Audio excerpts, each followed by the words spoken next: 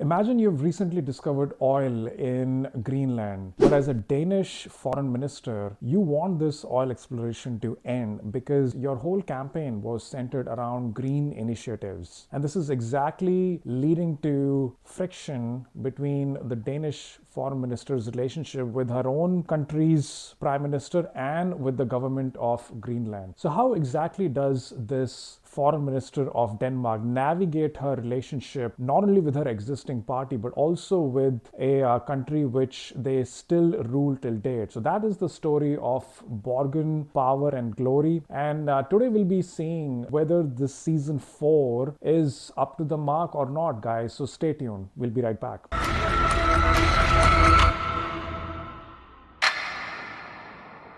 So Borgen is a high-profile Danish political drama. That's what it comes down to. In the lead role, you're going to find Sidse, Babett, Knudsen. She goes by the name of Birgitte. She's the foreign minister in Denmark. And then you have Birgitte Sørensen, who goes by the name of Katrin Fjonsmark. She is the managing head of this editorial column. And then you have Mikkel Følsgaard, who goes by the name of Asger Følsgaard, who is a Arctic ambassador or diplomat sent from Denmark to Greenland. And I remember seeing him in the Chestnut Man. He did play a good role there as well. So from the start, Borgen looks interesting, at least on the surface. It's a political drama. It's a clash between parties within the government. It's also about the culture of the city and also the deep history and influence that Denmark has today over Greenland. So I thought, let me give it a try. So from the start to the end, Birgitte, who plays the Danish foreign minister, she is leading everywhere. You know, this is about the future of women, and you can see very early on in the show why that is happening. She used to be the former prime minister of the country, and in season 4, she is the foreign minister. I have not seen the previous seasons. You know, I said, all right, let me start with this one. The future of female is quite evident because the foreign minister is a female, the prime minister is a female, there are a lot of cabinet members that are also female. So this is starting to set a stage. So Birgitte from start to the end is the main lead in the show. She used to be the former prime minister, but in season 4, she is the foreign minister, and she has to navigate her diplomatic relationships with a lot of different countries. As I stated early on in the introduction of this video, is that oil has been found in Greenland, and that catches the attention of a lot of different countries that want to be involved in this project. So first of all, Canada is involved because they are the ones that came first to Greenland, and they are using their resources, their companies, to drill and discover more oil. Then you have China, who has a lot of money at disposal. They want to explore more areas of Greenland where they can find oil. They have the capital to incentivize local fishermen. They are able to give them money so that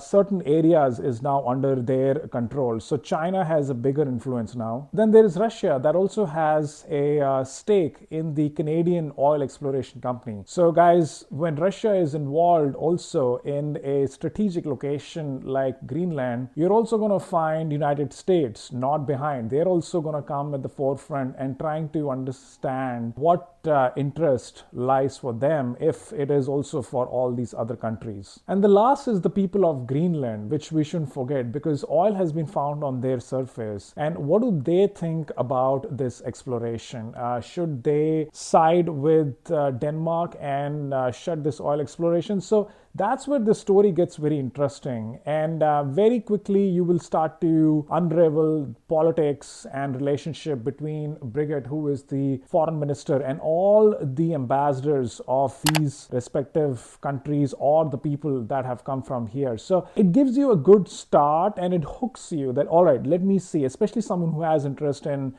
political drama, they're going to at least start liking it initially. You get to see the reality that actually may be happening in real life. So all these countries that I mentioned, if Denmark has to explore certain things in Greenland, and let's say something has been found, how much much of this work is happening behind the scenes between the government of Denmark and all the other countries. So it's a very interesting thing. It's not one-on-one, it's one to many. That's the kind of thing. So it's challenging, but at the same time it becomes exciting that how will this character be making friendship and also unfolding her relationship with different dignitaries of these countries. I like that at the beginning of the show they were using some quotes, and these were from famous people.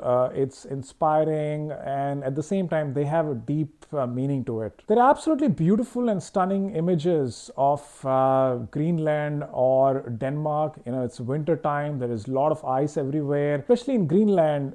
They talk a lot about whale watching and hunting. There's actually very initially in the scene you'll see that a whale has been killed and there are people working on it. They're trying to just cut the meat of whale. You start to see different aspects of the Greenlandic culture in the show very early on. So every time I watch a show on Netflix, I'm also keenly interested in the intro song, because it's not just about the acting or the direction or the storyline. It's also about that intro song which kind of packages everything. And here in Borgen they do a phenomenal job. The music is deep, is intense, but at the same time it's pleasing as well, and the balance is perfect. You see the faces of different people, they're intensely looking. The whole thing, it just fits well. You want to keep listening to the intro song and it just takes you straight into the actual show. So as I was telling you in the beginning that Birgitte, who is the Danish Forminister, she is in a constant tussle with her Prime Minister. Her Prime Minister believes that the Greenlandic people can decide what they want to do with the oil and they have the right to do so. But here you have the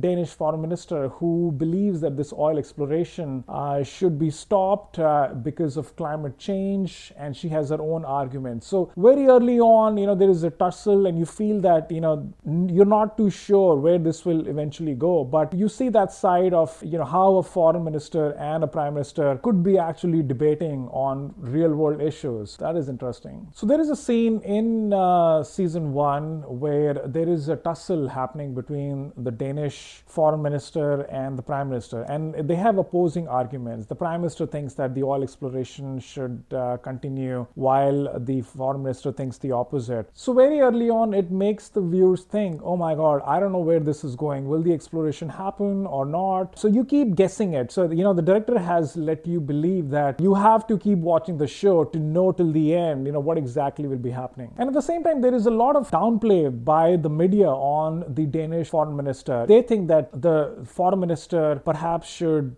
retract her statement. She should be in favor of oil exploration, and they're constantly looking at ways where they can comment about her and so on. So there is a lot of pressure building up from media agencies, social media on the political career of Birgitte, who is the Danish foreign minister, and that's also creating some tensions within her own party, who think that the amount of money that's going to be coming out from this oil exploration, which is around 2,000 billion kroner. That is a lot of money, and Denmark can also take a lot of profit along with Greenland, and this can help in making Greenland more independent, self-sustaining, and so on. So that's what it comes down to. Whether it is your own green initiatives you want to be supporting on a climate change, or whether it is about the money. It is not only just in one country. Through this show you can see that there is business essentially in every part of the world. People want to know how this exploration is going to help.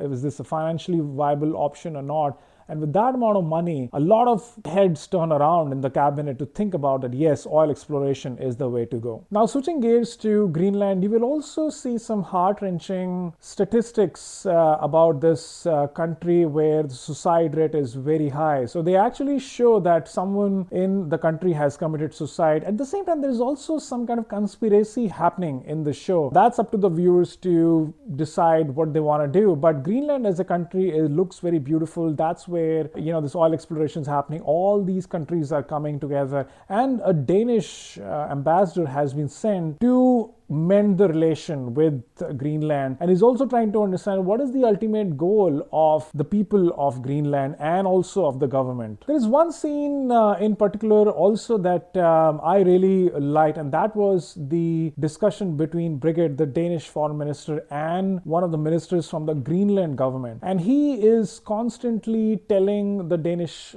foreign minister that oil is very essential for their economy. Why should Greenland be paying for all the climate change activities that have happened in the West for all these years? And to some extent, you would almost see the expression of the foreign minister kind of giving in as to she starts to believe that yes, this could be the way to make Greenland independent. This is the first time an oil exploration has happened. They should be self-sustaining and so on. So that's a very interesting scene where, you're on the edge. Should you support, should you not support, and so on. The ending of the show is also pretty interesting. I don't want to give any spoilers here, but it's all about the continuity of the government. It is about Birgitte, who sticks to her ground. She still believes that oil exploration should not be happening. What she says in her final speech is that there was a lot on her plate to deal with the challenges with so many different countries, and they should not be doing that. They should be rather helping their own party. They should be looking at some other creative ways to make Greenland more sustainable. So she stands her ground, and I thought the last scene ending was something that I was not expecting, but it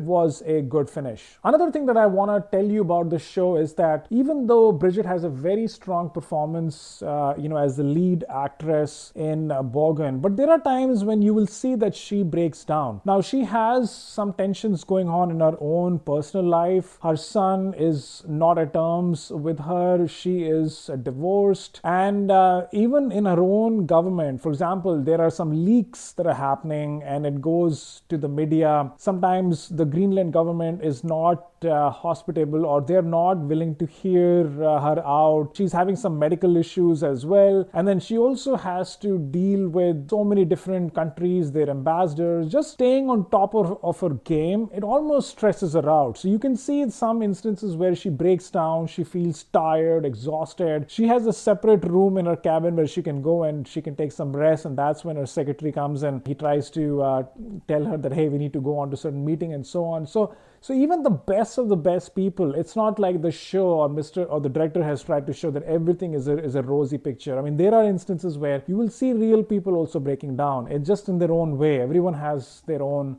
struggles, and Birgitte does a phenomenal job of navigating through all of them. So to wrap up the review of Borgen Season 4, in my own words, guys, I thought the acting was top-notch. Whether it was the Prime Minister, the Foreign Minister, whether it was people in the media establishment, whether it was the kids, whether it was the people from Greenland or the ambassador. It was a great show. The acting was top-notch. I really enjoyed watching this show from start to the end. It hooked me. So the direction, the story, this is a brand new show, political drama for me. And in spite of, being from a different country, I thoroughly enjoyed it. I saw this in English, but nevertheless, I believe that you will also enjoy it. But once you get hooked to this kind of a story, it's hard to step back and, get into your own daily things. You will want to complete the whole show one after the other. The cinematography was also great. You see visuals of Greenland and Denmark. They're absolutely stunning in the winter time. So much of ice-capped mountains, and then looking at the oceans, the whales. It's a picturesque view of Earth in different parts of the world, and I thought that even the tinge of blue on the screen, it just makes it look a little bit darkish, a little bit intense kind of a show. So the cinematography, the angles were all splendid in my opinion. When it comes to editing also, this show has done extremely well. I didn't feel that parts of this show, which is 8 episodes, is stretched out. They started, they ended at the right time, and there was no monotony modernity. Everything was changing, it was variable, and it caught my attention from start to the end. So if I have to rate Borgen season 4, I would definitely give this a 9 out of 10, guys. Go watch it, the show. It is simply amazing, and I'm so glad that I got a chance to experience the political side, the culture, and how the country has influence on Greenland by watching this great show. So I can't wait for season 5, and I hope it comes out soon. That's all from my side, guys. I hope you enjoyed this review. If you have any comments, you want to like the video, you want to share it, subscribe to the channel, or if you didn't agree with me, you can write your comments below. But until then, this is Siddharth Kumar signing off from ReviewMagic. I'll see you in the next review. Take care. Bye-bye.